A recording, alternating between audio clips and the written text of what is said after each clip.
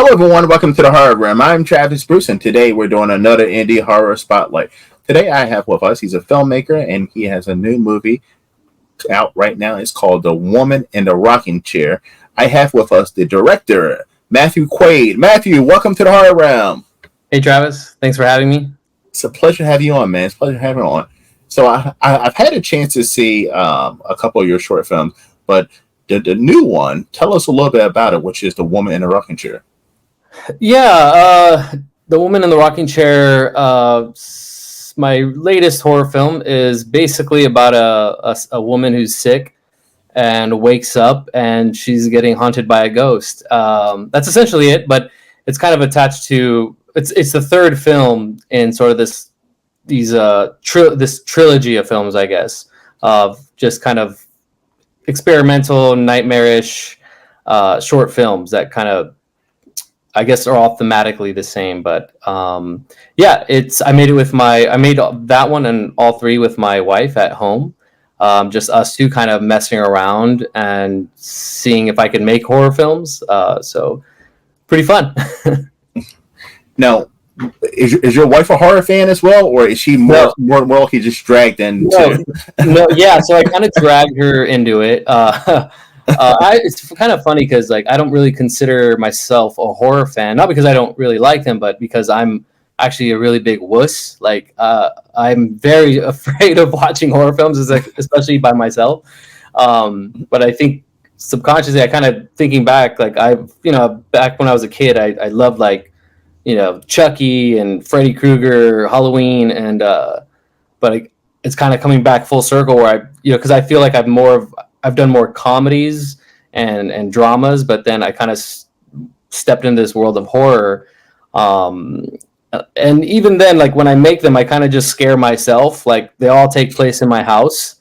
So they're all about waking up, and that's kind of one of the scariest things for me is waking up in the middle of the night and thinking there's a ghost around.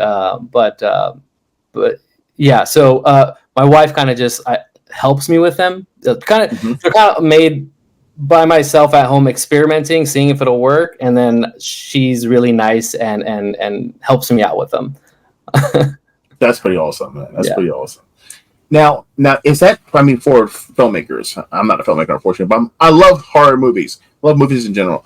But as a filmmaker, so, if you are dabbling in a genre or you're dabbling to get out there and make filmmaker, is making a short film the best way to do it, starting off? Yeah, I wouldn't. If somebody wanted me to step into a feature, sure, I would. If they, but yeah, I think so. You have to kind of just start somewhere. Even if it's just writing one. I think for me personally, I've only done short films, and at first it was just sketch comedies, and the horror part was just seeing if I could do it. I just had these kind of, I think any idea is just kind of random, and you have this vision of whether it's a shot or a storyline, and I think the horror one was really scary to go into, because I feel like it's kind of this idea of what makes something scary? How do you actually scare somebody? So the first one I made was kind of that experiment, and I wasn't even sure if I would post it anywhere or share it, but I was pretty happy with it, and I think you kind of just, in my opinion, I think you have to just dive into it and see what happens, and you don't have to show anybody if it sucks. Now, do you think it is as important as a filmmaker, especially making a horror movie? Do you think it's important, like you kind of would say, to when you're making a movie, to not necessarily think about what scares other people, but most importantly, what scares you as a human being? I think it's a little bit of both, right? You can have your own vision and your own ideas, because the ones that I've made are just a woman waking up. But I think you have to answer that other question of what will scare somebody else? I think the goal for me was to try and make it scary for other people, and hopefully they like it. But at the end of the day, you're kind of making the film for yourself. I think it's like comedy, right? You make comedy because it makes you laugh, and then hopefully along the way it makes other people laugh. So I think it's a little bit of both for sure. But I think that drive starts with you as the filmmaker first, at least for me, right? I mean, the two things that scared the shit out of me, like when it comes to, I mean, in like my personal life, is I'm terrified or I'm wary of the paranormal shit. Like even in real life, I'm like, so when I see like movies like that have a lot of paranormal hauntings, ghosts, they're the ones that usually make me a little uneasy. I'm a mortician, so I see dead bodies on a daily basis. So like the gore stuff that doesn't really bother me, let's say, but the unknown paranormal stuff always is like what scares the crap out of me. Okay, I don't want to talk about my films anymore. I just want to talk about you and mortician stuff now. Ask away. Ask away. Ask away. Yes, you've been around dead bodies. Oh God. Yeah. So there's not a lot that scares me. You know, like there's not a lot that scares me, but that unknown shit scares me. Yeah, it's kind of funny because in a weird way, I don't really. I didn't know we can cuss on here, so that's fucking awesome. Yes, it is fucking awesome, isn't it? Trying not to cuss, but if it comes out, I'm okay with it. Go ahead. Yeah, I always tell people like I don't really believe in ghosts, but they scare the shit out of me. So it's kind of a weird feeling, right? Like I said, I all my films or the horror films at least are about these kind of entities and ghosts, right? But yeah, that's kind of the things that I'm afraid of the most. Just like I wake up in the middle of the night and I think something's gonna grab my leg, or is that a shadow or a ghost, you know? But yeah, so I think that's where it comes from. Like if something that you're afraid of and you try to portray it on film or video. Yeah. But so you saw Dead Bodies today. Do you? I did, yes, I did. But by the way, so listen, I put this up there. I put it up on my Facebook thing. I was like, would people be interested if I did an Ask a Mortician like video, like where I go on live and people ask me like funeral home mortician questions? Like, is that something? And I didn't get a lot of response of people saying they were interested in that. I think I'd have to think about some questions because I would love. See, now I'm going to kind of go off of this and maybe, I don't know, ask you some questions after this and maybe make a short film about a mortician and explore that world because I really don't know anything about it. I think the only thing, like, there's that show, I think 6 Feet Under. 6 Feet Under. Yeah. I've only seen a couple episodes. I really need to finish that, but you've seen it? I think I watched like 1 or 2 seasons of it, okay. But like then it started getting like a little silly. What is it? I was going to ask you if it was accurate or what? Like, what's an accurate portrayal of that world? So the film or TV. So like if you were getting into the career, right? You're not getting in. Even though people think that morticians make a whole lot of money, morticians don't. It's only when you own your own business that's when you make majority of the money, or you start getting up, or you've been in it for a while and you start getting into management roles and stuff like that, right? But it's long hours, and like I get pissed off every single year, like most morticians when Thanksgiving and Christmas roll around, when Thanksgiving and Christmas and all these holidays roll around. You see that fucking meme that pops up on like social media, and it says, while you're sitting there eating your turkey or you're opening your presents, and it has soldiers, doctors, and nurses, firefighters, and police officers. These people are working, but we never get that credit because guess what? I've had to work every single Thanksgiving and Christmas for the last God knows how many years. Like when someone's loved one passes away, we literally stop. If someone's loved one passed away right now, which happened many times, I'll have stopped this interview and go. Like it's a job that doesn't get that much credit. And we talk about, oh yeah, firefighters and police officers and teachers don't make that much money. Military don't make so much money, and they just you're gonna get so much hate after this. I know morticians do not make that much money, and we are, we do a job that most people don't want to do. You're doing the Lord's work, and we're on call 24/7. You know, I mean, it's a job that's stressful, and I feel like it's that job that I get upset when I see that meme. Most morticians get mad when you see that meme every single year, and has all of these people, and we're like, well, how about us? Like, we need a mortician holiday for sure. Exactly. Well, we do actually have National Mortician Day. Now, please don't ask me what day this is. Yes, but no one knows about it. Like, so we don't get free coffee at Starbucks or anything. We just want the day off, right? Just give us the. We don't get the day off. We don't get the day off, man. Labor Day. We don't. No, that's not the word out.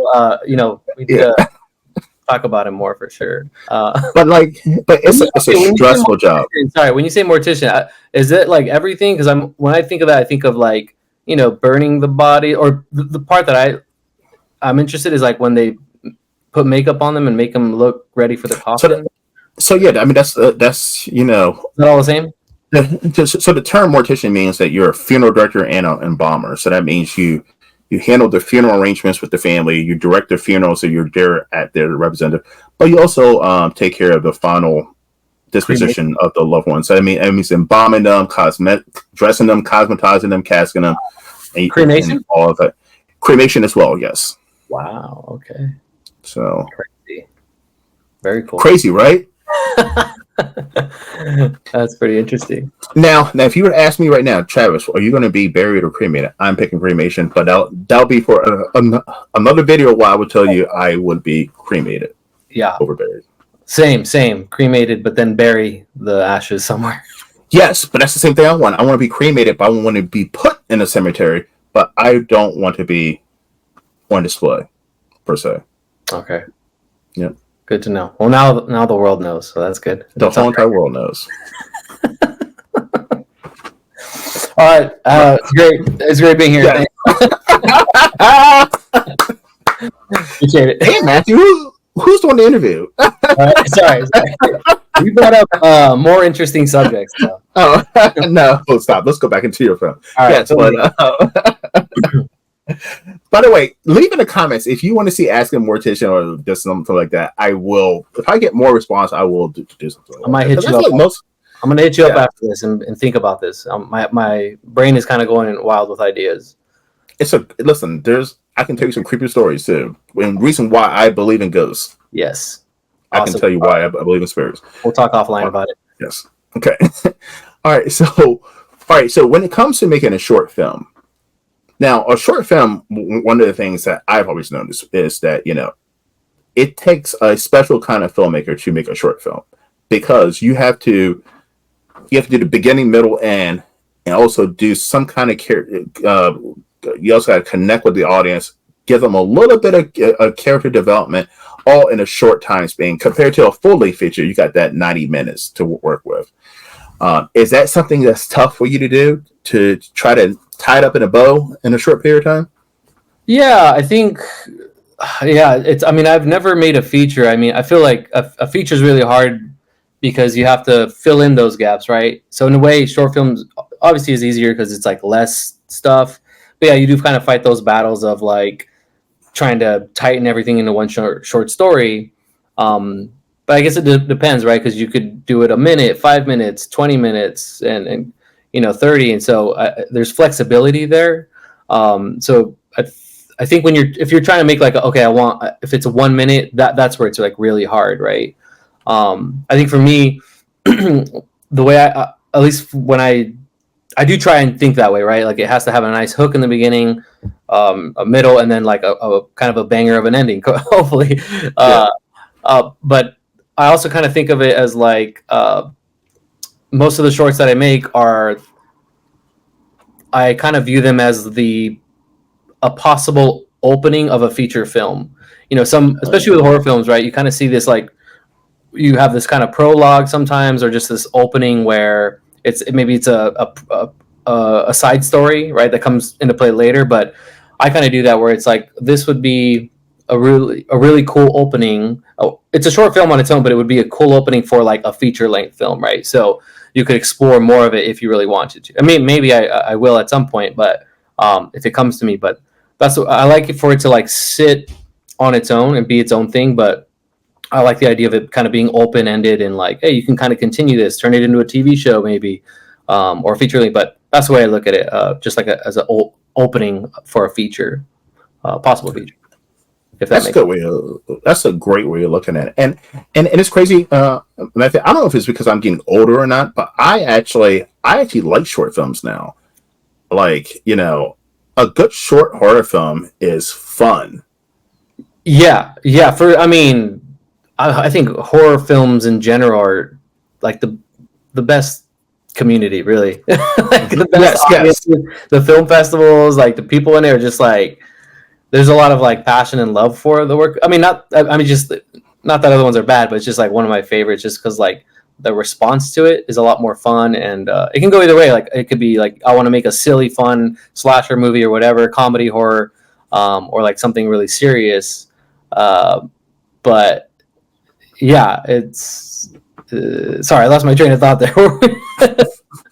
But it's a fun genre because in general, on horror for the most part, because horror movies, you're not investing 2 or 3 or 4 hours into a movie. Like horror movies are usually wrapped up in like 90 minutes or less, which is great.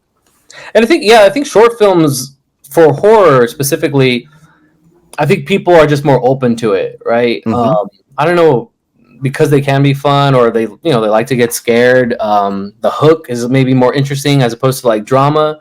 I think sometimes people can roll their eyes at a drama film, or like, all right, what's this about? Or because dramas can be more slow burn, and you really maybe want to develop some development, right? And I think people are less open to it. But horror films for sure are more fun, and I like watching short films. They're really inspiring. But also, like, I think people like them because they're shorter. You can bang them out. Yeah. If it's like 5 minutes, there's a sweet mark. If it's like 5 minutes and under, people will watch it. But like if it's like 10 minutes, people are like, oh, it's like 10 minutes long. Usually, if I make something over like 3 minutes, I have to apologize. Like, hey, I know it's. But isn't that a problem? Isn't that a problem with society now? Like, we like shorter things. Like, it's like our attention span is completely gone. I know. It's fine, but we'll adapt. But at the same time, you have all these people are complaining because like, all these filmmakers are making like 3-hour films. Nolan's and Scorsese of the world, and sometimes I do miss a nice little 90-minute film. I guess it's a perfect sweet spot. Short brain. It's a nice like 90 minutes is perfect. The last long movie I watched was Terrifier 2, and I watched it in the theaters, and I think that was like 2.5 hour long for a slasher. You know what I mean? That's a long time to sit and watch a slasher. It's slashers. I can understand if it's a long building story or character development, but to just watch somebody hack somebody up for 2.5 hours, I was like, this could definitely been cut down to like an hour and a half. Yeah. There's a lot of movies you're like, you could have cut 30 minutes. I'll watch my own stuff and I'm like, okay, I could have taken off 30 seconds. But I think because I don't have a big platform, it's like I kind of just like, I just want to put as much as possible sometimes into my film. Like with comedy, it's like, that joke probably doesn't need to be in there, but I'm gonna leave it in there. Why not? Leave it in there, yeah. Because I can imagine for you as a short film maker, there's probably a lot of stuff that you leave out. You have to leave out because like you're trying to fit it. You're trying to fit as much stuff into a short window. Yeah, that's the thing. It's at least for me, it's not too hard because I don't have anyone telling me, hey, don't make it more than this. I kind of just make it, or I write it out, and like if it's an awkward number, 7 minutes, I don't know. For me, I don't run into that problem, I guess. For me, it's just kind of like whatever the length is, like that's the length. Every now and then you make those little tiny decisions, like, okay, maybe the film just for like tone or pace, you can tighten it up. Like maybe that shot's a little too long, and I'll cut it down. But yeah, I don't really run into that problem. I'm sure if people ever start paying me for this, they'll tell me to cut it down. That would be a nice problem to have. I'm okay with it. So I have a question. If this is hypothetical, By the way, now it's hypothetical, but guess what? If somebody out there wants to do it, please do it. So if Blumhouse or New Line Cinema or someone came up to you right now, A24, any of them came up to you right now, and they backed up the Brinks truck, and they're like, "Here's $5 million, right?" And they're like, "We want you to reboot a iconic, like one of the Mount Rushmore horror characters, Jason, Michael Myers, Freddy. We want you to reboot it. Who would it be and why?" Which franchise would I reboot? Yeah. Oh, put me on the spot here. In horror, well, I think they might do it. I mean, I know they've already done it, but Halloween would have been cool just because I was a pretty big fan growing up. They did it, right? Or they're gonna do it again. They did it 3 times already. Yeah. So, yeah, I mean, like, you can't do it now. Yeah, I don't want to do it. Yeah. Oh, have they done? Yeah, I think I would want something that hasn't been done, I guess. But I think they made Child's Play. They turned it into a TV show. Krueger. I mean, I don't know. You can do. Freddy. They did a reboot, but that was so long ago, and it was so bad. Which one? Yeah. Oh, yeah. The newer one. I'm a big fan of Freddy versus Jason, though. That was pretty cool. I do. I love that. I love that. I saw it in the theaters. Yeah, I love. Yeah, me too. Oh, that was great. I won't get too hung up on it. I won't overthink it. Yeah, I guess maybe Child's Play, Leprechaun. Oh wait, no, I haven't seen this in a while, but maybe Puppet Master. Oh, Puppet Master would be a good one. I just remember as a kid that was kind of one of the movies I really dug. So I maybe have to rewatch it, revisit it, and see. Yeah, why not? Puppet Master is definitely my favorite. Growing up, was my favorite indie horror film. That horror film, it was definitely. I love the whole entire series, even like the bad ones. They were fun. Yeah, I don't remember, but those images kind of stick in my head. They deserve a rewatch. So, but yeah, Puppet Master, A24. If you're watching, holler at your boy. And okay, not Blumhouse. Anyone, yeah. If you want to pay me to make that film, I'll do it. That would be amazing, wouldn't it? Would it be amazing, like if A24 or Blumhouse was watching my show and they actually contact you? Wouldn't that be a great story? Yeah. Or what they're gonna do is they're gonna watch it and you're just gonna give them the idea, like, oh, Puppet Master, yeah. And they're gonna nobody touch that. Yeah, that's true. Give them the idea. All right, Matthew. So I'm gonna ask you 3 more random. Listen, I do this with all my interviews. I'm gonna ask you 3 random horror questions. That last one was pretty random. I was not. You put me on the spot. Yeah, I put you on the spot. After this interview, I'm gonna be in my bed, just like, why did I say that? I should have. Or you gonna start writing a script? Or you gonna start writing a script for like the new Puppet Master and be sending it to A24? No, I'm just gonna come at you with like other options. Like, no, actually, I'd rather do this film. It's like the video's out. Don't worry, too late. All right. Sorry. Yeah. Go ahead. What was the first horror movie that really scared the shit out of you growing up? Again, I think maybe The Exorcist. Yeah. And see, that's now the majority of people. Now that I say it, I'm like, okay, that's the one I would restart if they gave me money. Sorry. You would? I think they're gonna do it too. I think they're gonna do it. No, but they just did it. It was horrible. They did. I heard they're gonna do it again though. Yeah. Sorry, but yeah, Exorcist. I mean, I'm still afraid of it. Like, I'm scared to rewatch it. As a kid, that one was like, as a kid, I mean, I watched it once and that was enough.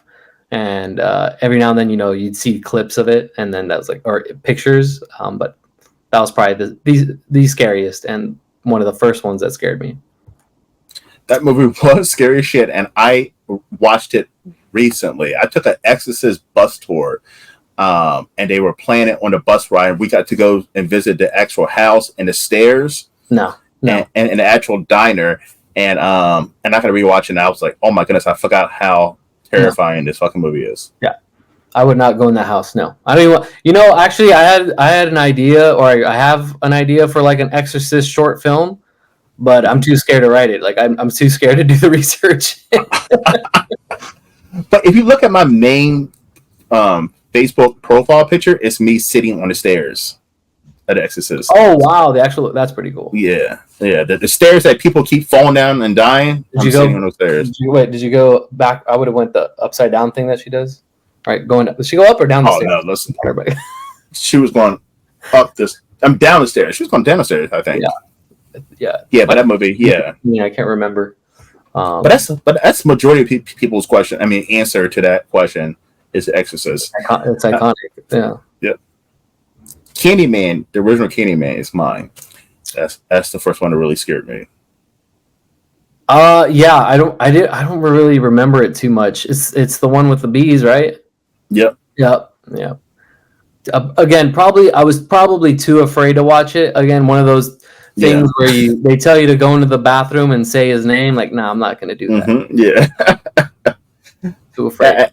Yes, because I actually met him a couple years ago, Tony Todd, and at a convention, I was like, like that was the first movie. Like, you're the first like horror movie, because I was watching horror movies at a young age.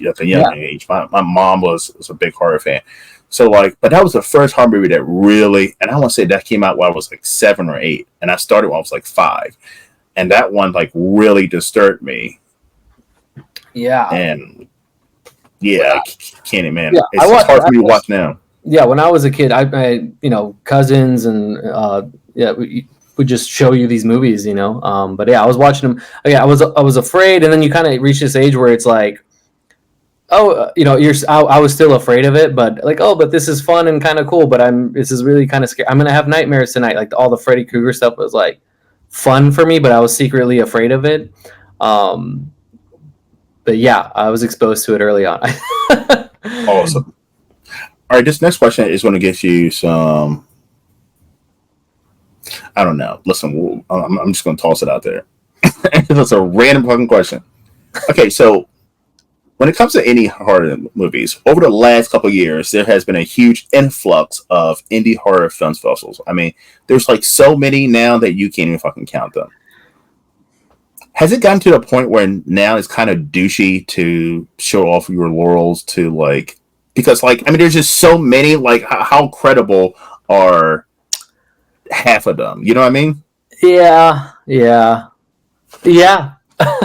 Well, there's I've definitely felt it. I mean, I think early on in kind of the film festival circuit stuff, I was like really excited to be a part of it and kind of submit my films and stuff. But yeah, I mean, that's just sometimes you just kind of have to do your research and see how long the festival's been around. And I definitely do it less. Early on, I was doing it a lot more and trying to submit and you'd get in and stuff, but then they would sometimes especially during the lockdown and stuff, you couldn't really go, and they wouldn't even have online festivals and stuff like that. So, I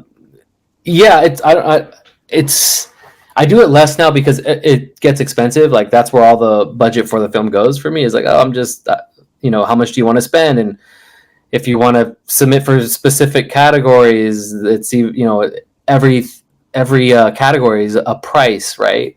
Mm-hmm. So I started giving less of a shit about that. I'll do it a little bit here and there, and for the ones that are kind of cheaper or the ones that reach out and like, hey, we like your film, but it would be a good fit for this festival. So I'll look more into those. I'm more open to them.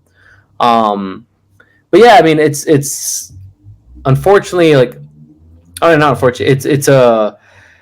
It can be a good way to get your film viewed. And I mean, I'm on here because I submitted to a festival, and then they're like, hey, this guy Travis is doing an interview for horror stuff. So that was really cool. And that was a festival that was actually cool and had a cool response and stuff. So really they were communicative. So awesome film festival. Yes. Yeah. So and I forget the name right now, but it was we should give him a shout out.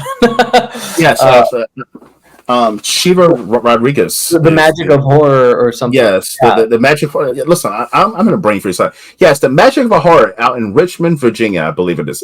And Shiva Rodriguez, always the best. Yeah, Yes. thank her for putting me on this. And so yeah, I mean, like I said, there's a lot of them out there. A lot of them, they're kind of not the best, I guess, just because there's not a lot of communication sometimes. But I think as a filmmaker, you're just trying to like find ways to market. I mean, it's all been kind of a learning experience for me. That's why I'm kind of doing it less and less, just because like, I'm not sure if I really care about that as much. And I really hate having to wait. Like I hate sitting on a project, like when I'm finished with it, and then I have to not release it. I hate that. Yeah. Once it's done, I want it out there, and I want to share it. Which, like, you know, we're here talking about the woman in the rocking chair, but I made that a couple months ago, and I released it already.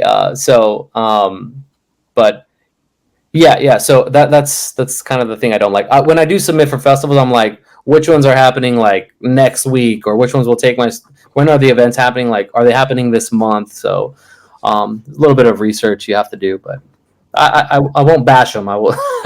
No. I mean, listen. I bash them. I definitely did a video, which the part 2 is coming up next week, about the film festival scams. But like when I see filmmakers post, like, my movie won Best Picture, right? And it will say STD FilmCon or something, like, you know, it'll say something ridiculous, right? And I'm like, what the fuck is that? And then of course, I mean, I don't know if you do this or anybody else, but don't you Google to see what that film festival is, and then you see, and then do you see this like website that looks like a fucking scam website? It literally looks like, you know, like there's no input, there's no address, there's no pictures from the film festival. It looks like, yeah, for sure. I mean, there's been I wouldn't say there. Well, yeah, I guess there's scammy, right? But there are some where it's just like, what is this? Like, you know what? yeah, Like, but that's why I become a little more like, I do it less, right? But that's why I don't spend a lot of money on it. It's just like, I'll do the general category and that's it. Like, cause they're like, oh, do you want a best actor? Do you want a best music? All this categories. I'm like, nah, I'm just gonna, you guys let me know, right? Here's my film. And that's why I do the cheaper ones where it's like, all right, here's $5, here's $20. And you kind of have to look at like how long have the festivals been around. But yeah, it is kind of weird. Yeah. Like, I did it once. I mean, I don't know, maybe they're legit. It's like, oh, you won. It's like, I forget what award it was, but it was like in Italy, and it's like, all right, I can't go to the festival, but all right, maybe. But you know, they had a website, a bunch of other films on there, and you know, you kind of look at check the Instagrams. All right, they're active, and but yeah, it's tricky, and I definitely got tired of it, doing all the research to like trying to get my film seen. But yeah, scammy stuff out there. Yes. But one film festival I can say that I know is not a scam. That's Magic of Horror Film Festival, because the Horror Room is a sponsor and they're a sponsor of us. So like, I know for a fact they're not a scam. Yeah, and so, you know, that one, it was really cool. Like I said, I enjoyed it. I think it was the first film I made, I think, and I think it was during lockdown, and we couldn't, you know, it was a different state for me, but it was cool. My wife actually won Best Actress for that film. Awesome. Oh, that's cool. And so that's when you kind of know it's a little more legit, because I just kind of throw it out there. I don't specify any categories, and then when they're like, "Hey, you won Best Actor, but Best Script," it's like, okay, I kind of believe it a little bit more because I didn't ask for that, right? So it was very nice. They sent us a little trophy for my wife, and we have it on a shelf somewhere. So nice. My wife is not an actress, but she's an award-winning actress. And what's nice about them is they do a lot of fundraising for the event. You know what I mean? Like, so they do a lot of, like, they have costume contests. It's not like they're just, I don't want to say the word praying, but you know what I mean? It's not depending on necessarily the filmmakers' application fees. You know, they are putting together they have other activities to fund the film festival. And like, even like I said, with the interviews that they send me, like, they are promoting filmmakers, alumni, even years later. You know, they're still promoting, and you don't get that with some film festivals. Yeah, that's why I'm here. Yep, it's a one and done. You know what I mean? Yeah. So, but yeah, I mean, at the end of the day, we're as filmmakers. I think we just want to get our work seen, and that's sometimes harder than actually making the film. But getting out there, yeah, I mean that's definitely. But that's what I love. That's what I'm doing on my channel. My channel is to get the word out. You guys are awesome. I mean, any creators and whether it be authors, filmmakers, whatever, like are absolutely awesome. And unfortunately, there's not that many outlets to, especially that are free, to get the name out. So, yeah, for sure. I mean, I always try and look for it. Right? It's like either YouTube or Vimeo, and then after that, it's like who knows. Tough. Where's it go? Exactly. All right. This next one is a controversial one as well. The last one was pretty controversial. Yeah, it was. I mean, this one's not going to be as bad. You're going to get some hate mail for the last one. All right. Imagine. I like it. All right. What is a horror movie that everybody claims that they love, and you're like, I don't fucking see it. I don't get it. I don't understand it. Oh man, you're putting me. I mean, I think that horror films, it's tough because again, I don't watch a lot of horror films because I'm too scared. But I think in general that happens a lot. Horror films. What's the last one I saw? I don't. Do you have one? What's on your mind? Yeah, my answer always is the first Terrifier. Like people talk about like that has like the greatest horror movie ever, and I'm not saying it's a horrible horror movie at all. I just don't get it. I don't think it's a great horror movie. I mean, I don't think it's as great as people say it is. Yes, there was a horrific scene with a woman getting cut in half, but besides that, there's no real dialogue. There's no character development. There's no story. And it's super long. Like my brain was checking out way too soon in that movie. Yeah, I don't think I've seen that one actually. Because again, I'm a wuss. I don't watch horror films. I watch horror film if like during the day and somebody's with me. I feel like it goes the opposite for me, where it's like there's a lot of horror films that a lot of people maybe don't like, but I really dig. What's one?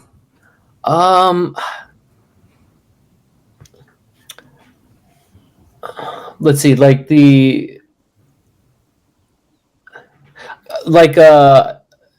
some of the slasher. I think maybe because when I was a little old in my teens, I kind of liked more of the slasher stuff. Like I really dug like I'm trying to think of stuff like Urban Legend.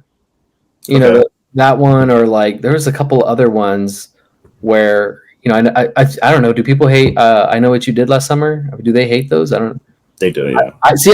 Okay, I actually dig them. I think those. I think I reached. There was a point where I think when I was also into making films where I really liked those, and what made me like those were, and I think this is kind of like the Nightmare on Elm Street stuff too, where it's like what I liked about horror films was like.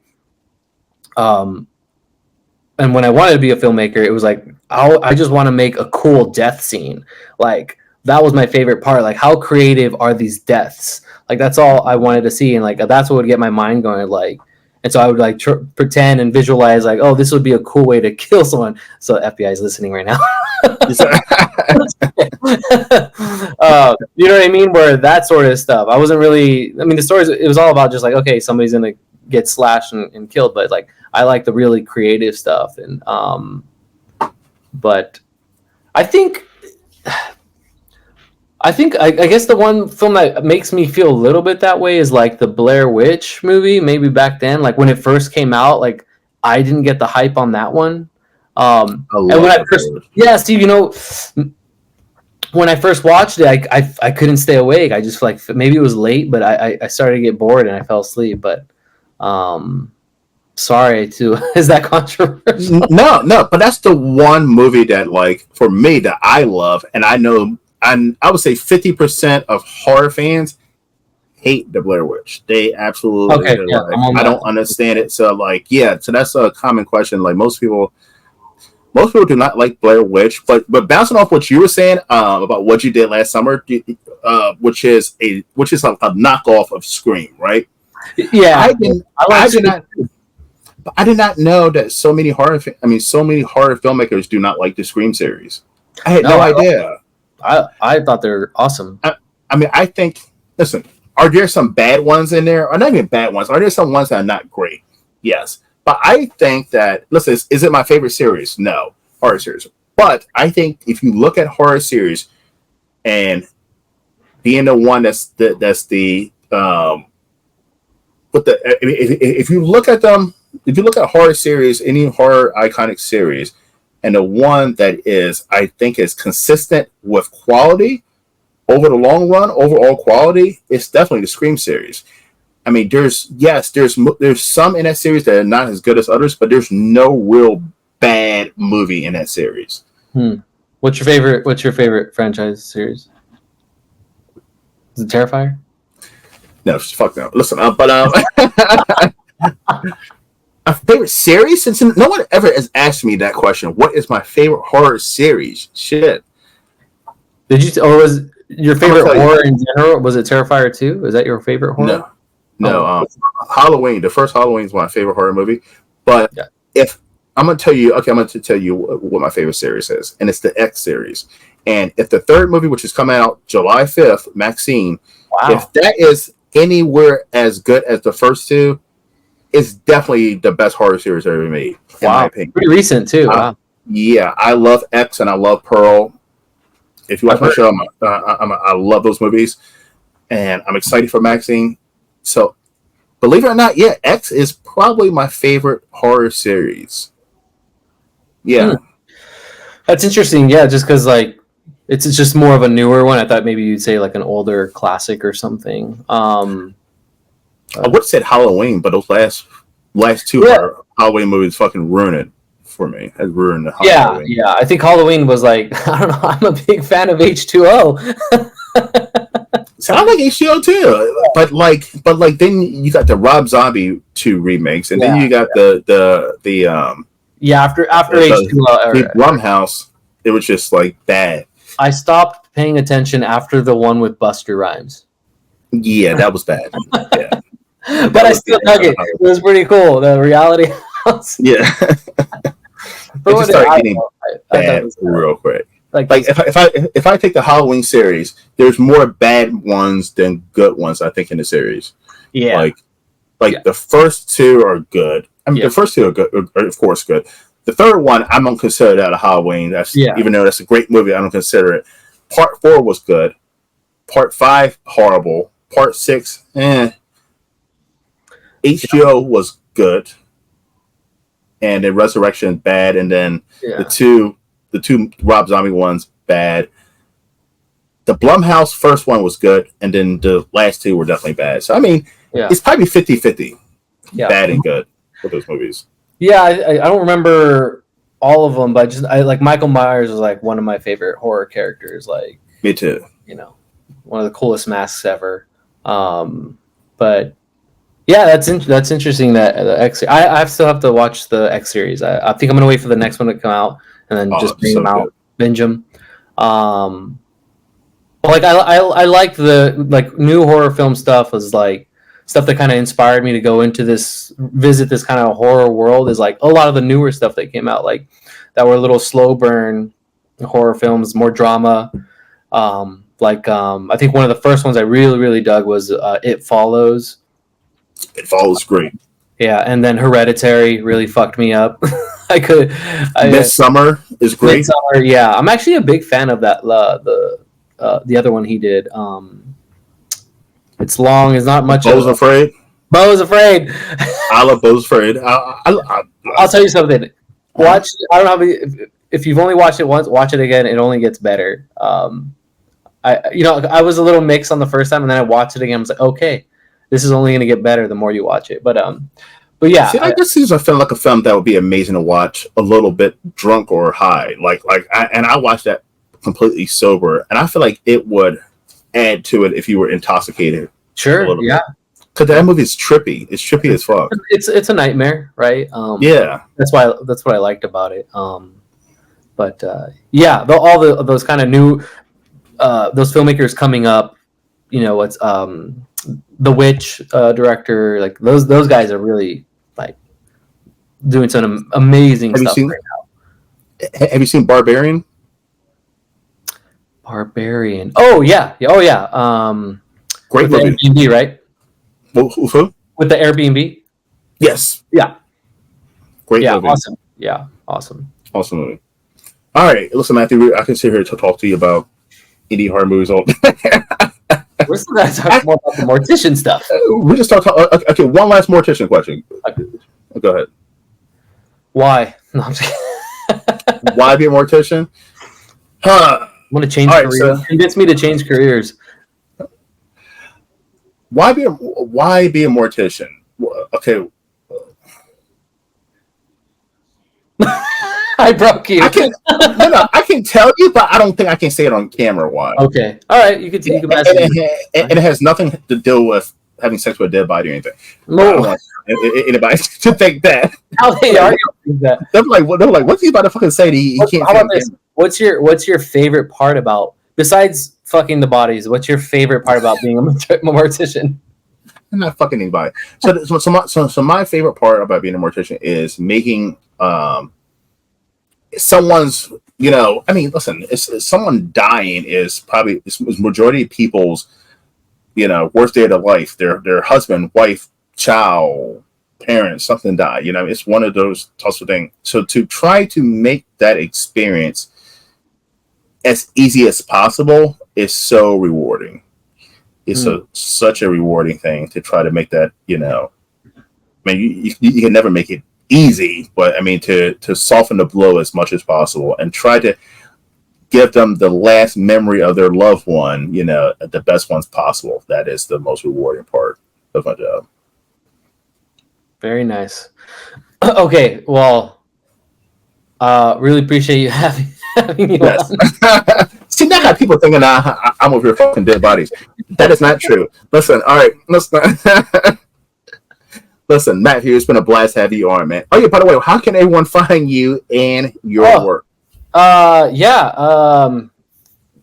guess I'm on Instagram at Quaidle Vision, or if you Google Matthew Quaid, I'm sure my YouTube page will come up. Yeah, YouTube or Instagram is where I'm at.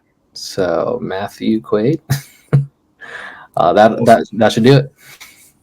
Awesome, man. Listen, everybody, go and check out Matthew Quaid's work, his Instagram, all that good stuff. Shout out to Magic of Horror Film Festival, Shiva Rodriguez.